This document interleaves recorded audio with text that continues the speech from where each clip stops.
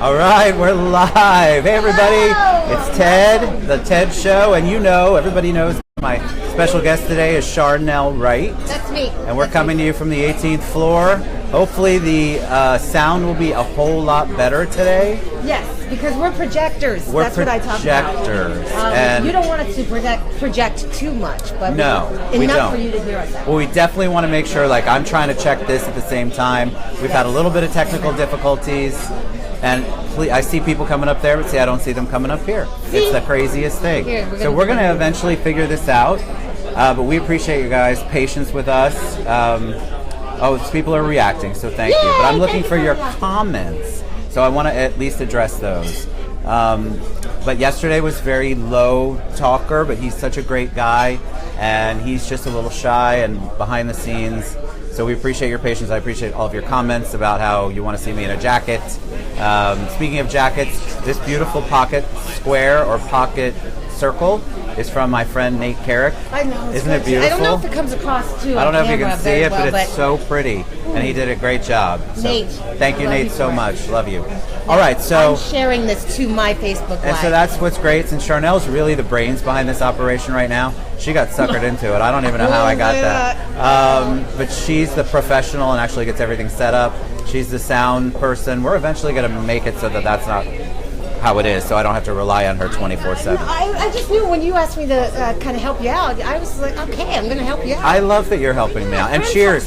These are our drinks. Sit, cheers. Yes. We've got the Right Girl, which is Charnel's drink, The Right Girl, which is delicious. And I've got Bogart's Bliss. Mine's Tito's and vodka, and I'm not that I drink it very often. This is my first one, for the record. Anybody who's counting, ever. But the club was kind enough to honor us with a drink while we're still alive.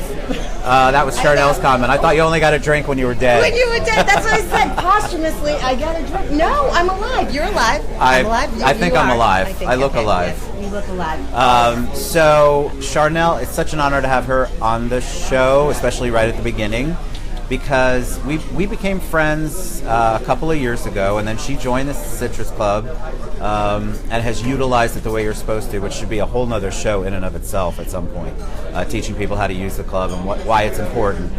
But Charnel has been on TV, on the radio, a news reporter. She currently owns her own PR firm.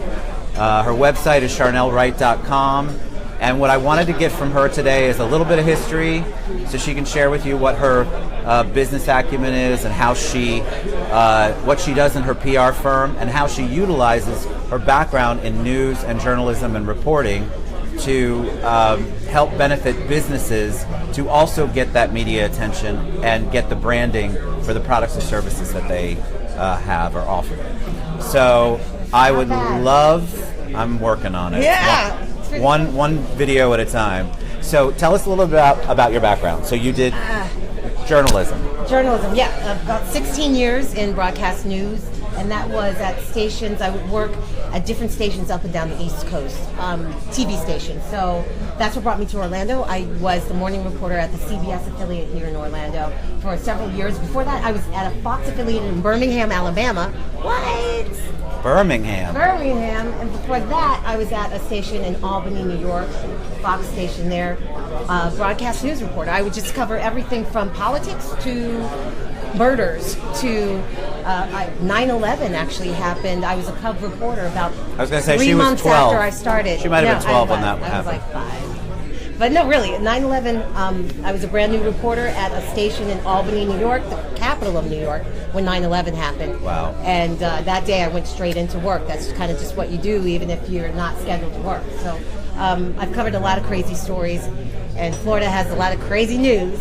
Florida's always the butt of everyone's jokes as far as the news goes. Yeah, Florida. We've got some interesting people. Yes, we do. But so you did that, and then you came here.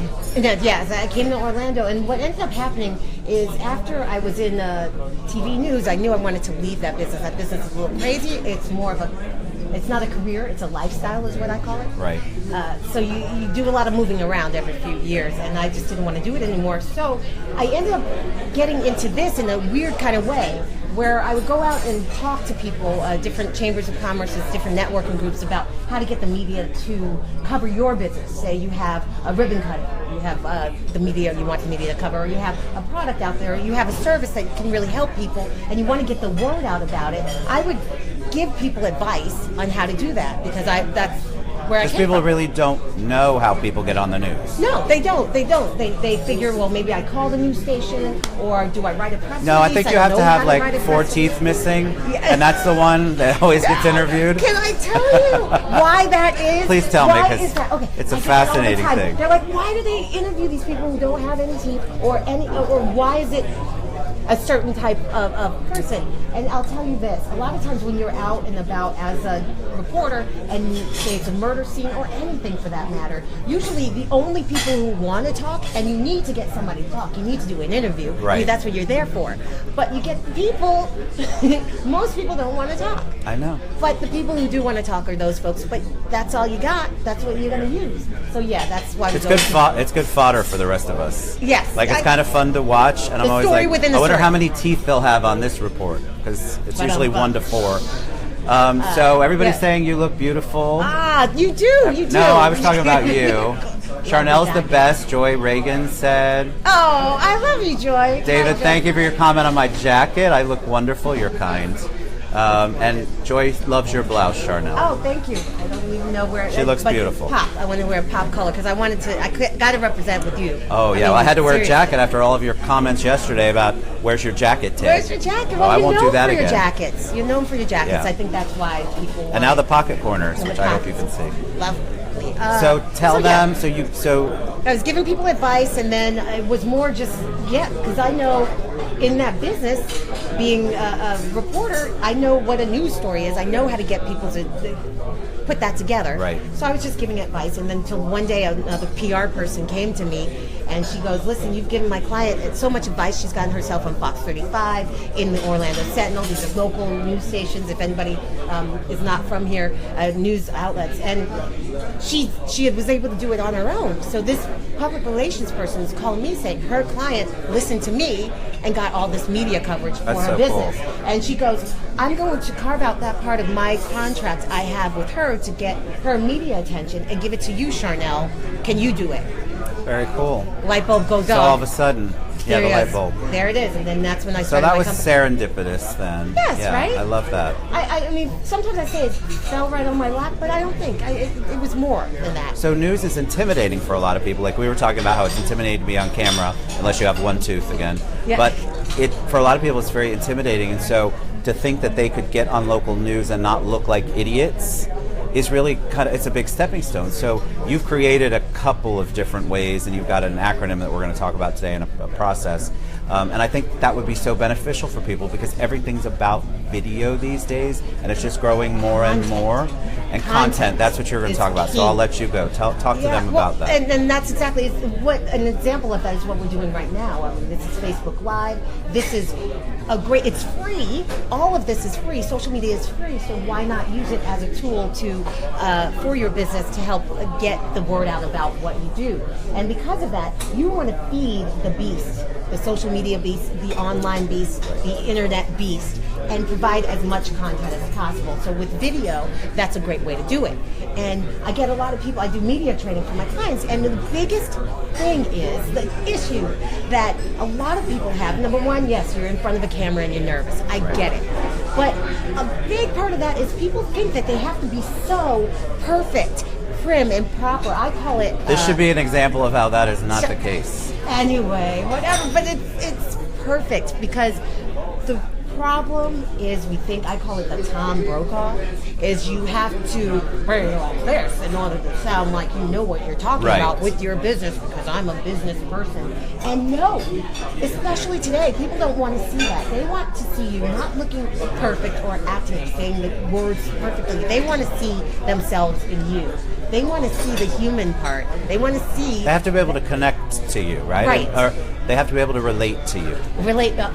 Exactly. You want them to relate to you in a way that's just real, and the only way to do that is to be yourself. Right.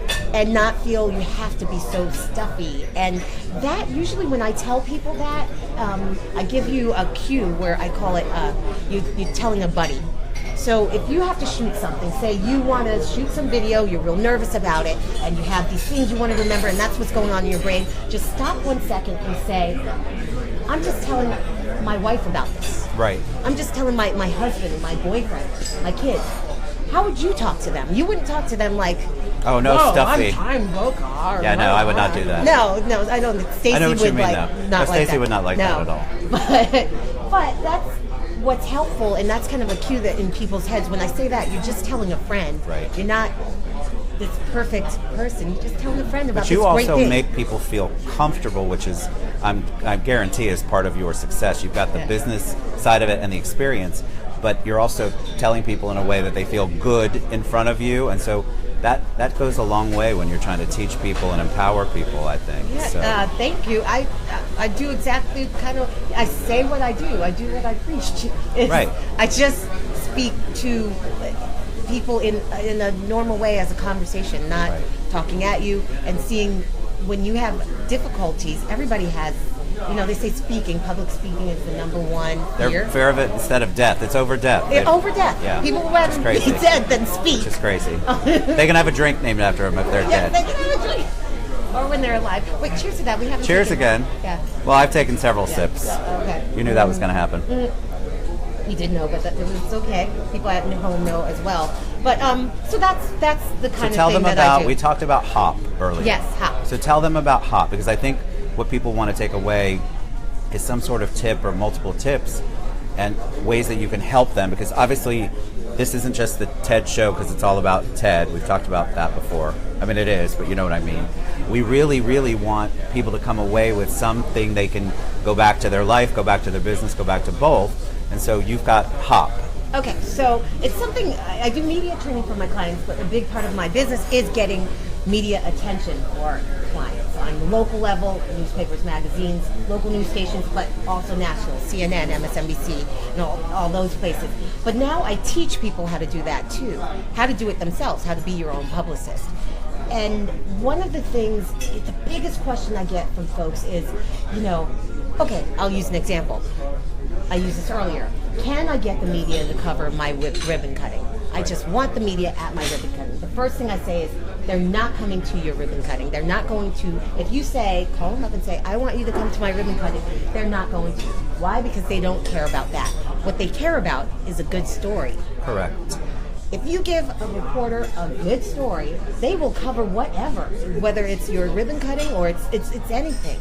It just has to be a good story. So what I found is I came up with a formula for coming up with a good story that will get the media to notice and want to cover your business or interview you, giving you basically free publicity Right. for your company and what it is that you do. And it comes from obviously my background, the newsroom.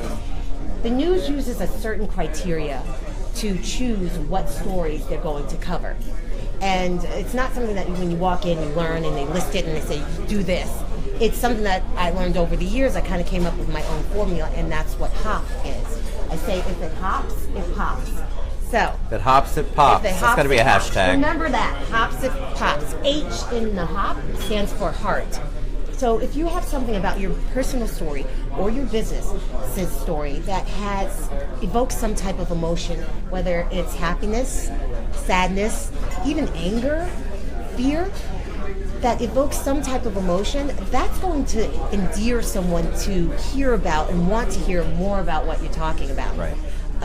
For, I guess, example, I worked with a company or a wonderful organization. They did great work for people who have some type of who are paralyzed in some way, shape, or form. They help people walk again with assistance. And they came to me too. They're like, oh, we want people to come to our ribbon cutting. And I go, no, that's not it.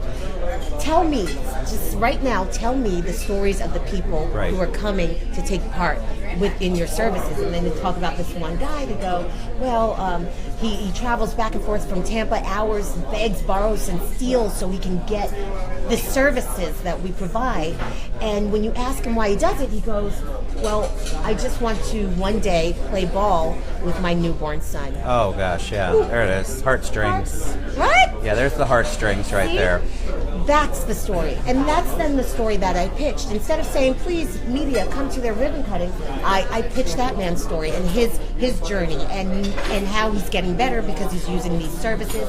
Then all and the media ribbon cutting's cover. just a photo op. It's just a little thing that you can put in the story. But they ended up coming, the media ends up coming to it anyway because they want to cover this story about this gentleman.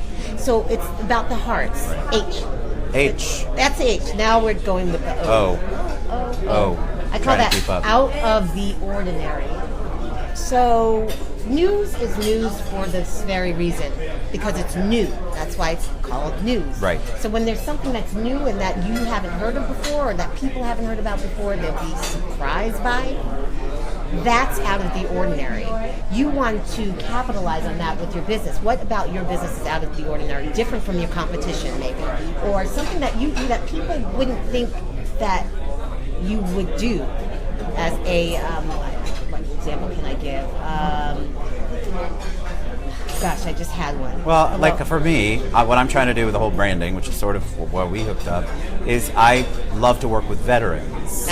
And so, that's hard, but also a lot of people don't do it or work with them in a special way, and I like to work with veterans and first responders. That's something about my business that I actually have to go out and talk about instead of me just being a boring old loan officer. Yeah. You have to find the focus. Never be boring. Well, but the business itself could be boring, and so what you're saying is you've got to figure out what's in your business that's out of the ordinary. Right, out of the ordinary, and right there is you're talking about loan officers and how your business and how you use your business to help these folks, and that is number one, a heart, but also an out of the ordinary because people wouldn't think of it. So how I figure it is I have this formula, but you don't only have to have a heart. It doesn't only have to be a heart or an out of the ordinary or the third part of the acronym. You can have a message that has all three of those elements that we're talking about, and then you know that's a really powerful message. You know you need to get that out there. Right. So your out of the ordinary, what you just told me about, is also a heart, and that makes it even more powerful. You need to be out there talking about that constantly, putting that on whatever content you have on social media. I need to be better about that. Yeah, we're working on that. Thank you, John, for the compliment. Yes. And so H for hearts, O for out of the ordinary, and the last one is it's in the news business they call him Joe Beer Can, the guy who's he's like an avatar or just somebody who you would your demographic. He's sitting on the couch turning the channels. What is he going to stop on? What is he going to care about? Okay, boom. Where's my tax money going? Right. Am I going to have a job tomorrow? Will I be able to make enough money to put food on my table? People care a lot about their bottom line, their wallet, their pockets. So if in your business, if you can save someone money, make someone money, or help keep them from getting cheated out of money, that is something you want to talk about. That's a message you want to get out there to everybody, everywhere, whether it's social media or in advertising or in branding your company. That's a message that gets people's attention. So it's not your pockets, it's their pockets. It's their pockets. Right. Yes. That's cool. So if you help money grow in their pockets and get more money in their pockets, then you need to be talking about that. That's very cool.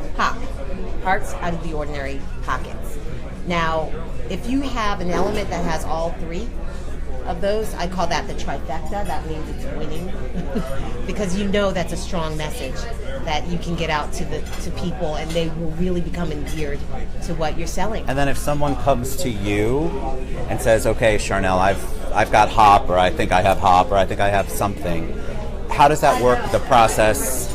Do they come to you with an idea and then you begin to coach them? Do they go through your right media method?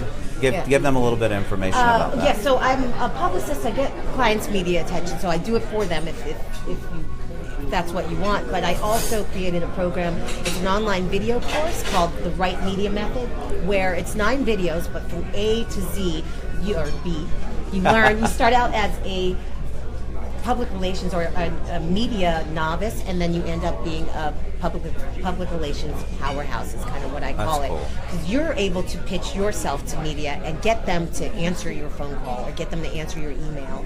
And it's all based on what you learn within the course, which is more about how to find your hops, learning to find your hops, but also learning about the news business itself and how it works and why you shouldn't call. If you want to try to get in contact with someone, you're not going to call a local news station at noon.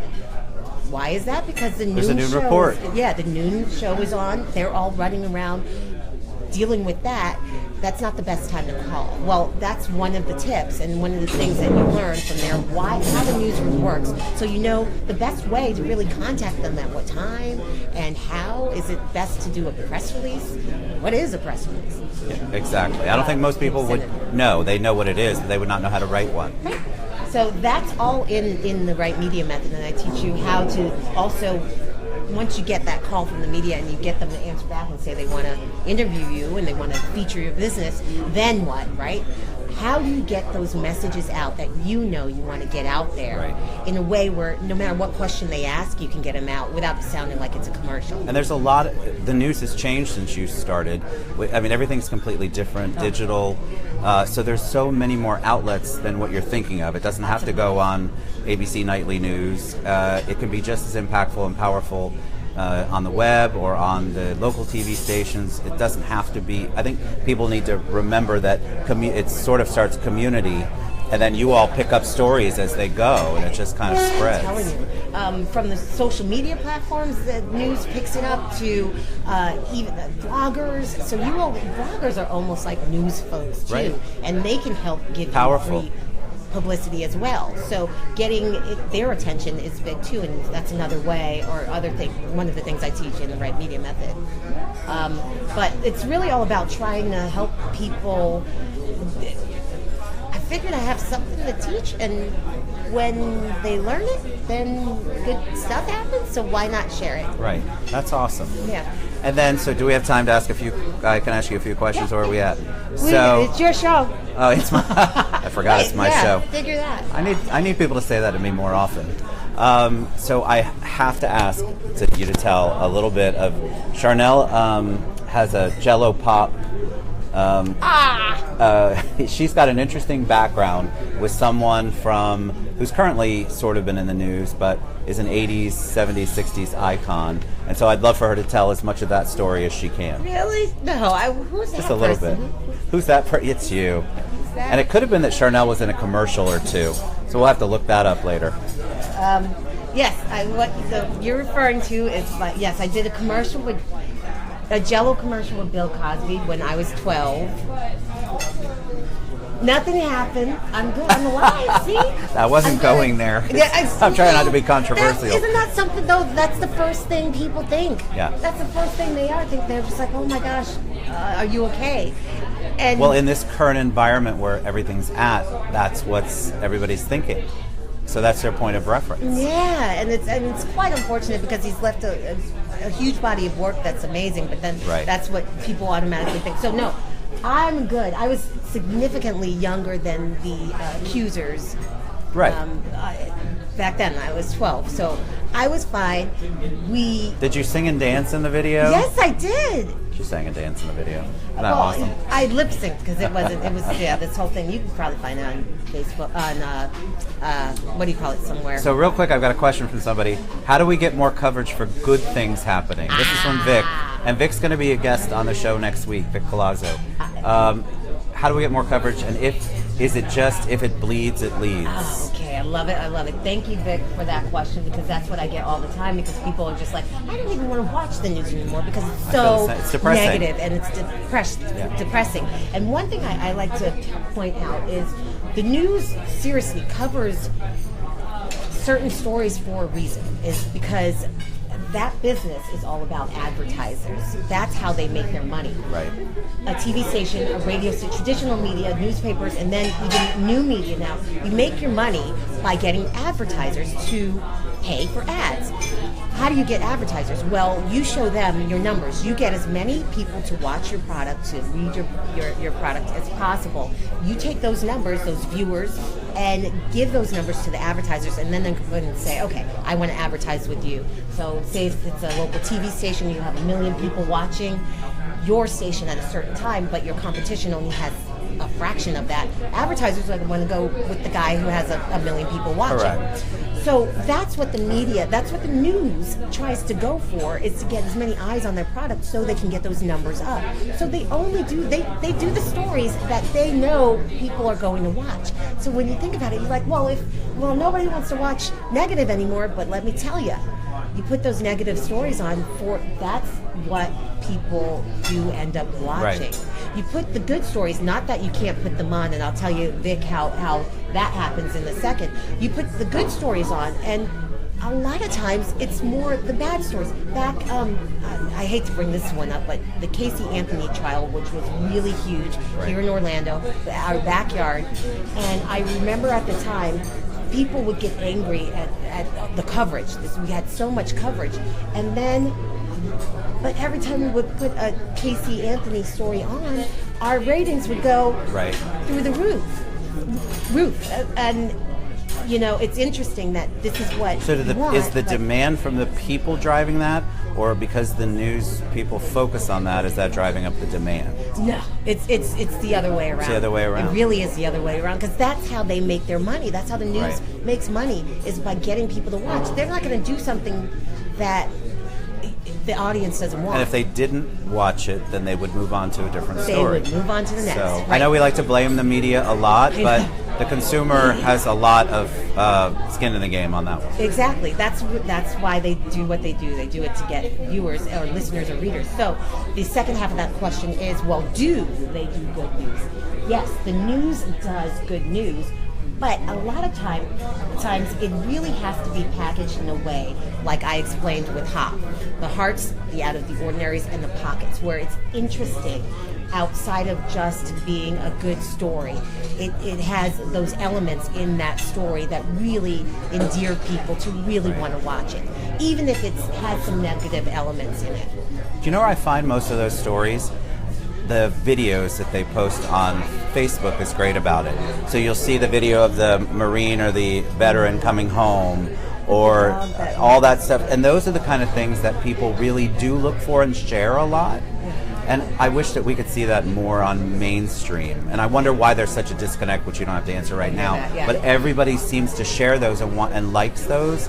Yet on regular media, you're right, regular news media, you're right. We want to hear the latest. And if the latest isn't on CNN, we're going to change to XYZ, or we're going to change to the other local place. And so we do kind of drive that demand, I understand. Yeah, it is.